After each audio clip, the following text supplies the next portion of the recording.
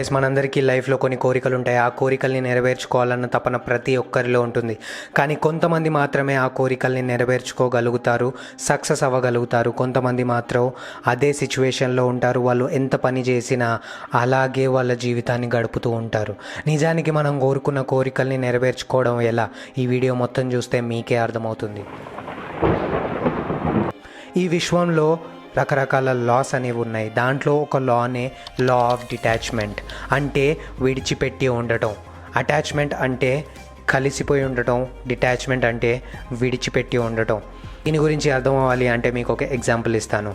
నేను ఈ వీడియో అనేది పబ్లిష్ చేస్తున్నాను యూట్యూబ్లో.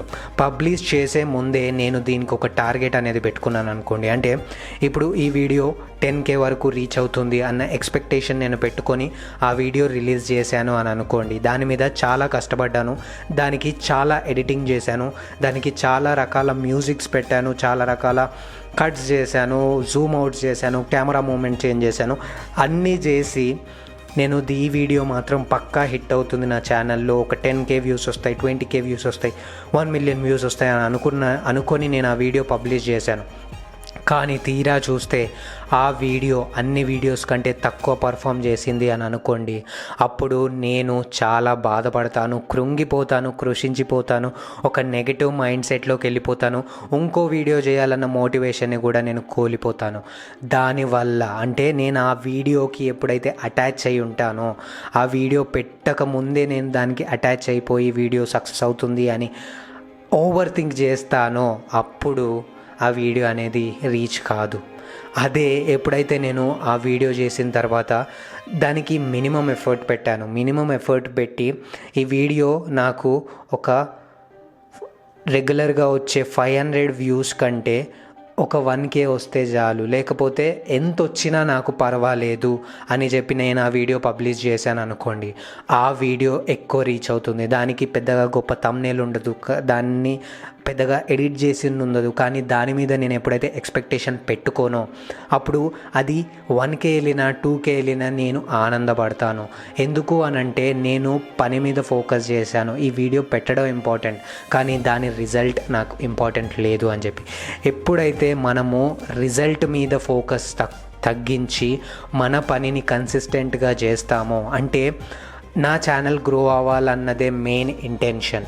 ఇప్పుడు ఈ ఛానల్ గ్రో అవ్వాలి అన్నది మెయిన్ ఇంటెన్షన్ కాబట్టి నేను ఆ ఇంటెన్షన్ ఒక్కటే నా మైండ్లో పెట్టుకుంటాను. అండ్ అది నేను ఎప్పుడు సక్సెస్ అవుతాను యూట్యూబ్లో అనేది నా మైండ్లో అస్సలు ఉండదు. నేను ఎందుకంటే దాన్ని విడిచిపెట్టాను. సక్సెస్ అనేది ఇంత వస్తేనే సక్సెస్, ఇదైతేనే సక్సెస్ అన్న ఎక్స్పెక్టేషన్ అనేది ఎప్పుడైతే నేను పెట్టుకుంటానో అప్పుడు నేను ఈజీగా ఓడిపోతాను. ఎందుకంటే నేను పెట్టాల్సిన ఎఫర్ట్స్ అన్నీ పెడతాను, కానీ ఎప్పుడైతే నాకు రావాల్సిన రిజల్ట్ రాదో అప్పుడు నేను సైలెంట్గా కూర్చొని ఏ వీడియోలు చేయకుండా ఆ యూట్యూబ్ ఛానల్ని ఆపేసే సిచ్యువేషన్కి నేను వెళ్ళిపోవచ్చు. అందుకే మనందరికీ కూడా ఈ ఇంటెన్షన్ అనేది ఒకటి చాలా ఇంపార్టెంట్. అంటే మనం అనుకునే గోల్ అనేది చాలా ఇంపార్టెంట్. అది మైండ్లో ఎప్పుడు పెట్టుకొనే ఉండాలి, ఆ ఇంటెన్షన్ ఎప్పుడు ఉండాలి.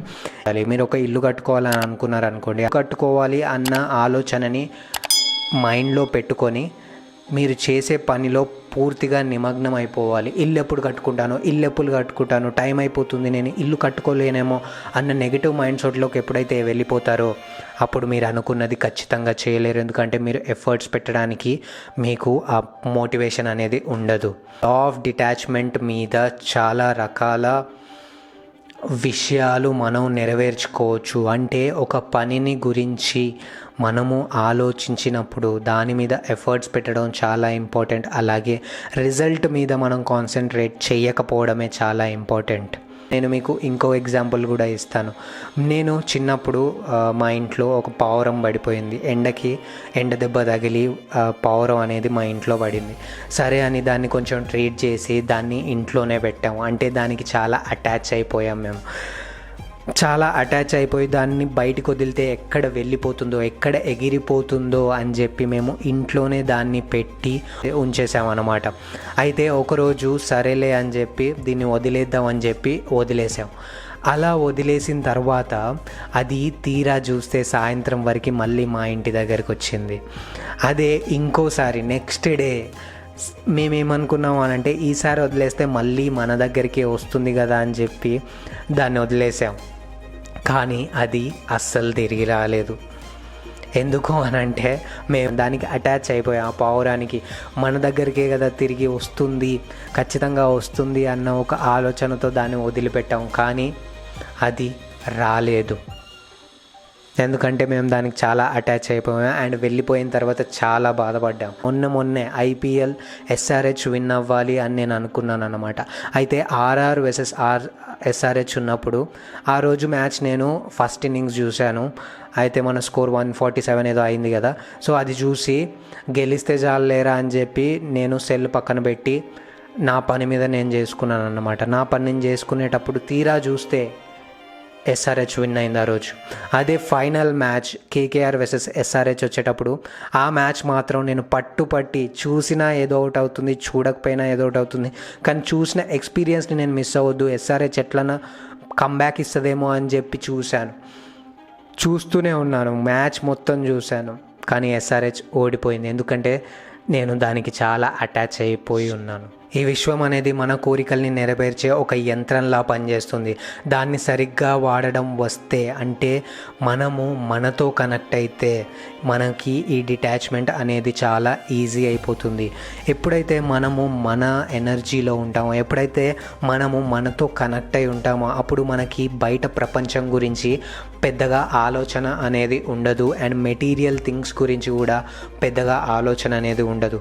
ఎప్పుడైతే మనం మెటీరియల్ థింగ్స్ గురించి ఆలోచిస్తామో, ఎప్పుడైతే మనం మనీ గురించి ఆలోచిస్తామో, ఎప్పుడైతే మనము వాటి గురించి ఆలోచిస్తామో అప్పుడు మనకి తెలియకుండానే ఒక ఫియర్ అనేది బిల్డ్ అవుతుంది లోపల, ఒక భయం అనేది క్రియేట్ అవుతుంది. అసలు నేను ఎప్పుడు చేస్తానో, ఎప్పుడు నేను అనుకున్న కారు కొంటానో, ఎప్పుడు నేను అనుకున్న స్థాయికి రీచ్ అవుతానో అన్న ఒక మైండ్ సెట్లో ఉంటే అప్పుడు మనకే భయం వేస్తుంది. ఎందుకంటే అది ఎప్పుడు రీచ్ అవుతామో అన్న యాంగ్జైటీ అనేది మనలో బిల్డ్ అయ్యి దాన్ని మనం నెరవేర్చకుండానే అది మట్టిలో కలిసిపోతుంది.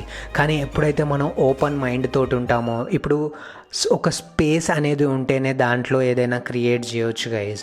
ఒక స్పేస్, ఇప్పుడు ఈ రూమ్ ఉంది, ఈ రూమ్లో ఇంత స్పేస్ ఉంది కాబట్టి నేను ఇప్పుడు అక్కడ ఒక ఫ్రిడ్జ్ పెట్టుకోవచ్చు, అక్కడ ఒక టీవీ పెట్టుకోవచ్చు, ఏదైనా పెట్టుకోవచ్చు.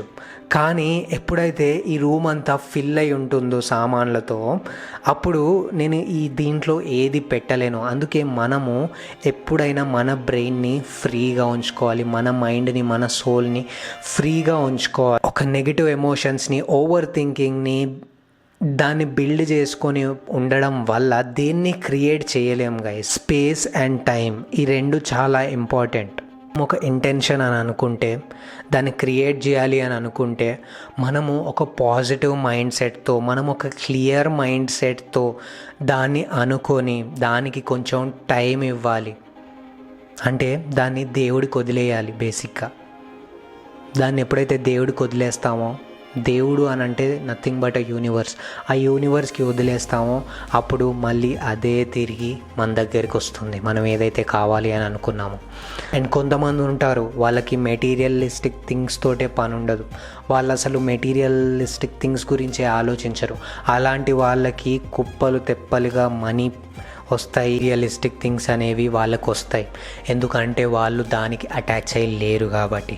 ఎప్పుడైతే మనం ఒక విషయానికి, ఒక పర్సన్కి మీరు అటాచ్ అయ్యారు, మీరు ఒక పర్సన్కి బాగా అటాచ్ అయిపోయారు, తనంటే మీకు చాలా ఇష్టం, తనని చాలా ప్రేమిస్తున్నారు, వాళ్ళకి ఎక్స్ప్రెస్ చేస్తూనే ఉన్నారు మీ ప్రేమని, ప్రతి క్షణం వాళ్ళకి మెసేజ్లు చేస్తున్నారు, కాల్ చేస్తున్నారు, వాళ్ళతో మాట్లాడుతున్నారు. ఇప్పుడు ఎదుటి వ్యక్తి మిమ్మల్ని చూసే ధోరణి అనేది మారుతుంది. ఏంట్రా వీడు ఊకే నాకే అటాచ్ అయిపోయి ఉన్నాడు, వీడికి ఇంకో లైఫ్ లేదా, వీడికి ఇంకో జీవితం లేదా అని చెప్పి తను మిమ్మల్ని వదిలేస్తుంది అన్నమాట. కానీ ఎప్పుడైతే తను నాది, ఎప్పటికైనా నా దగ్గరికి రావాల్సిందే అని చెప్పి మీ పని మీరు చేసుకున్నట్టయితే, అప్పుడు మీరు కెరియర్లో ఇంప్రూవ్ అయినట్టయితే తను ఎక్కడున్నా మిమ్మల్ని వెతుక్కుంటూ వస్తుంది. ఇలా పనిచేస్తుంది ఈ డిటాచ్మెంట్ థియరీ. అందుకే ఈ డిటాచ్మెంట్ లా అనేది చాలా ఇంపార్టెంట్ మనందరి కోరికలు నెరవేర్చుకోవాలి అని అంటే. ప్రతి విషయంలో ఈ డిటాచ్మెంట్ థియరీ అనేది మనకి వర్క్ అవుతుంది. జస్ట్ రిమెంబర్, దీన్ని పాటించండి గైస్. బాయ్.